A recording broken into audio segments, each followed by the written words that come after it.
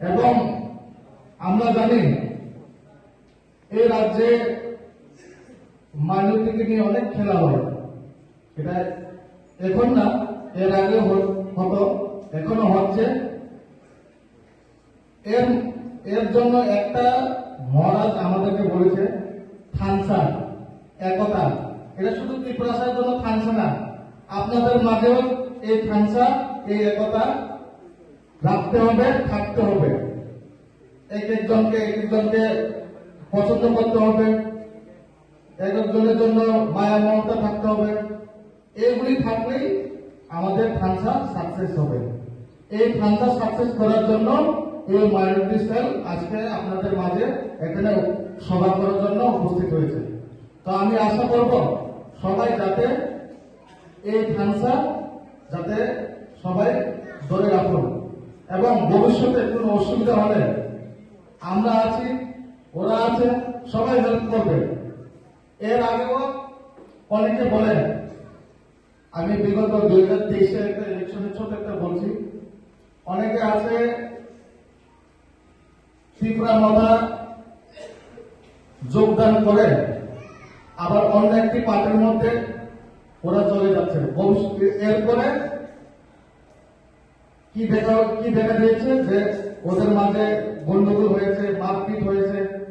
আমি বলছি এই বিজেপি শাসনকালে আপনাদের জন্য একটাই শক্তিশালী পার্টি আছে, সেটা হচ্ছে ত্রিপুরা মাথা। ওটার মধ্যে আপনারা থাকতে হবে। এই ত্রিপুরা মাথা ছাড়া আপনাদের জন্য কেউ থাকবে না, আমাদের ভূভাগ ছাড়া কেউ থাকবে না। আমি জানি অনেকে বলে মুসলিম শুধু বিজেপিকে না, শুধু সিপিএম কে ভালোবাসে। সেটা ভুল, এটা ঠিক না। কোন ধর্ম কোন পার্টির জন্য নয়, কিন্তু যে ব্যক্তি এক ধর্মের জন্য কথা বলে সেই ব্যক্তিকে আমরা সাথে দিয়ে চলতে হবে। সেই ব্যক্তি হচ্ছে ভূভাগরা।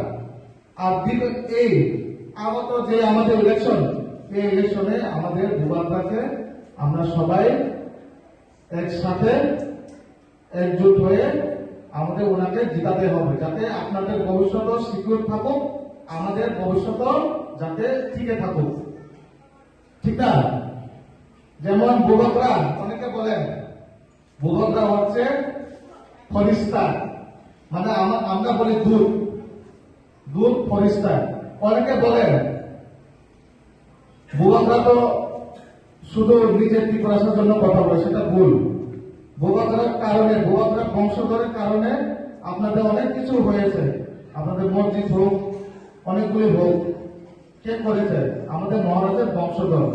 তো আমরা ওটাকে বলে গেলে চলবে না, ওটার সঙ্গে নিয়ে চিন্তা ভাবনা করে, মাথা ঠান্ডা করে চিন্তা ভাবনা করে রাখতে হবে। আর আমরা